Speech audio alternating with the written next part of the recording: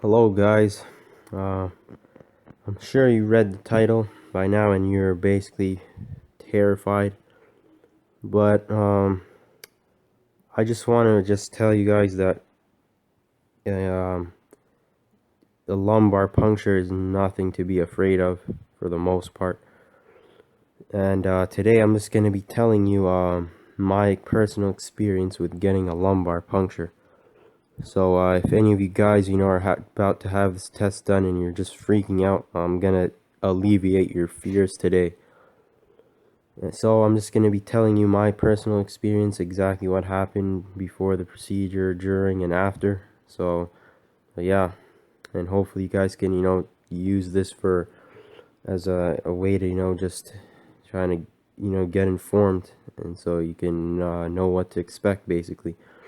Obviously, every doctor, every hospital is different, every place is different. It might not be exactly the same, but it's it's gonna just be a general explanation of what to expect, and it's my personal experience. So let me just start off. So I've been having a lot of getting problems with my nerves and stuff. So my doctor ordered a lumbar puncture among other tests. So yeah, basically what happened was pretty straightforward.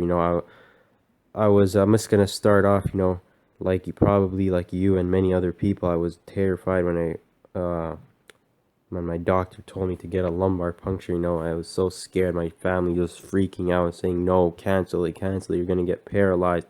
They're gonna damage your nerves." All this stuff. I was just completely skeptical. I ended up. I was actually recommended in November of 2018 to get. I was actually recommended it to. I was recommended to get one in. I think it was about February of 2019. So yeah, and then I canceled it. I was so scared. I canceled the first appointment because I was so scared, and then eventually, after a while, I said I really have to do this, because my problem's not getting better. So I said, I just started watching a bunch of YouTube videos. I was terrified. I saw a lot of horror stories, especially describing the post-spinal headache. I mean, the post headache that you get afterwards. The basically when they take out the fluid in your back, sometimes it doesn't close. The cut needle where they put the needle in the back, it doesn't close very well. So spinal fluid continues to leak out, and then you get a low pressure headache. And based on what people said on YouTube and stuff and everywhere else, they said it's one of the worst headaches that you can ever get, 100 times worse than migraine. So I was definitely terrified, and I was scared that I would get the same problem. And they basically said it felt like their brain was getting compressed and squished inside of their skull. So that was terrifying for me. It just made me even more skeptical and more doubtful, and made me want to cancel it more. But I finally, manned up. I said, you know what? It's probably, I read a lot of good stories. I eventually, I said, wait a minute. A lot of people are talking, all you see is just the bad stories, but you never see the good stories. So it's more than likely that the people that are doing good are not going to come on YouTube and tell you that they did good, the procedure went well. It's usually the people that, something went wrong. And, I just basically trusted in my doctor and the percentages. And it just said, it was like a 15% maybe gets these headaches, not really that much people. And it's usually, like certain factors play into that, how good the doctor is, how much fluid they take out, how big the needle is. So all that will play a role. And, obviously your actions after the procedure, whether you lie down for a certain amount of time, whether you take it easy and, maybe drink more caffeine. All these, play a role in how you do after the procedure. So now enough of all that ramble, and get to the actual procedure, my actual story. Yeah, after looking through a lot of YouTube videos and all that stuff, I finally decided to man up, and I finally rebooked the appointment. The doctor will usually do some tests, like blood tests, to see if your blood clots properly before the test, to make sure you're safe. And maybe depending on your situation, you might have to do other tests. But for me, all I did was a regular blood test to see if my blood clots properly. that was was normal, so we went ahead for the procedure. So this is how it went. My procedure was on a Thursday. It was on a Thursday, I'm pretty sure. Yeah. So yeah, basically told me to come into the office around like 10 a.m. They didn't tell me to eat. They said I can eat or drink whatever I want. No special preparations beforehand. So yeah, I just went into the office, waited around a little bit, and basically they called me in after like a few minutes. I went inside. There was two doctors in there. One was the actual doctor and the other was the assistant. They basically just explained to me all the risks with the procedure. They said it's very rare, but they just had to tell me it. And they said, yeah, just take it easy after the test for a couple days, and then you go back to normal.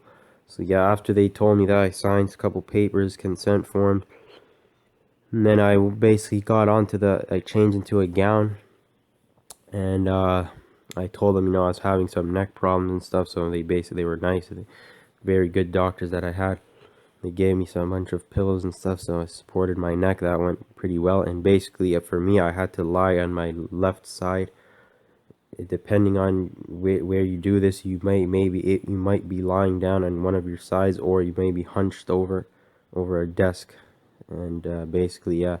So after I did that, they basically, explained to every time when they did something, they would always explain to me, like they're saying, now we're gonna start cleaning your skin, disinfecting it. So they always told me what they were doing before they actually did it, so I wouldn't panic.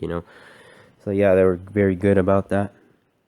So yeah, basically what they did, they just started cleaning my back, disinfecting it. They did it very well. They kept, they used some antibacterial stuff. I don't know what it was, but they basically disinfected my back many times, and then they put alcohol on it. And after that, they injected numbing or lidocaine or something like that. I don't know what exactly, but some type of numbing agent. So basically, they put that in your back, and you feel a little bit of stinging. I felt a little bit of stinging. Nothing unbearable. Like it wasn't not even close to how people make it out to be. Like I've had a lot of needles and IVs and other procedures done to me, and let me tell you, this needle compared to infusions and other injectable medications that I've had, it's absolutely nothing. Barely any pain at all, just minor stinging and discomfort, nothing. Done. They put in the numbing thing, and my back just felt a little weird, but nothing painful. And then right after that, a couple minutes later, they started putting in the actual needle to get out the fluid. So they told me that before they put it in. They said, okay, we're sticking it in now. And then they advanced the needle in. And they would ask me, every couple seconds, how are you doing? I said I was doing good. And this needle does not hurt at all. Very minor, just like it feels less like pressure. That's all best I would describe it, like a lot of pressure and minor discomfort, nothing serious. Literally, I'm not joking. This procedure literally took the actual needle, the time the needle was in my back, and then they took out the fluid. It took about 10 minutes, 10 to 15 minutes at most, nothing more than that. So, but the whole procedure from the time I went in there maybe took 25 minutes. Done. Not more than that. Maybe even less, to be honest. And they literally took out the needle, put a bandage on my back. Done. No pain, nothing. I felt normal. And then right after that, they just told me to lie down on my back. Usually they tell them to lie for an hour or sometimes even more. For me, the place I did it, it was in Toronto General Hospital in downtown Toronto. Excellent facility, state-of-the-art facility. Have one of the best nerve doctors, best doctors all around there. One of the best places to get heart surgery, just to add, just in case if you're dealing with that. But yeah, back to the lumbar puncture. They just told me to lie down, and I only lied down for maybe 30 minutes, basically. They kept coming back in, asking me how I was doing, if I was having a headache. I said no, and they said that's good. And after basically 30 minutes, they said, I can go home. So yeah, I was with, basically after that, they said, just gave me back the instructions, take it easy, rest, drink caffeine, and then, you should be good. So yeah, basically I was with my dad, and right after that I left. I noticed after the procedure when I started walking, so obviously my back was sore. That's one thing, your back will be sore after this test. That's pretty much the only pain you'll feel is afterwards. Your back will just be sore. Not so bad to the point where you're dying, but it will be sore, tender to the touch. So I recommend, putting ice, lying down on your back. Do not move around, bend too much. That's when it gets aggravated more. So yeah, basically after that, I left the hospital with my dad, and I didn't even go home for a while. We had to do other stuff in the city and stuff, so my back did well. I did pretty good. Did not get a headache at all. Then that same day I went home, took it easy, relaxed, and the next day I woke up, no headache. The following day, no headache, I had nothing, zero headache, pain, nothing at all. Only thing I had was back prop pain, and that only lasted maybe for 10 days. It's about 10 to 15 days, I would say you'll be probably sore. And pretty much that's it. So I would say the lumbar puncture was a piece of cake. I read a lot of horror stories. Fortunately, nothing happened to me. I had zero side effects from this. Yeah, it was basically a success. And for anybody out there who's having this test done, you shouldn't be worried.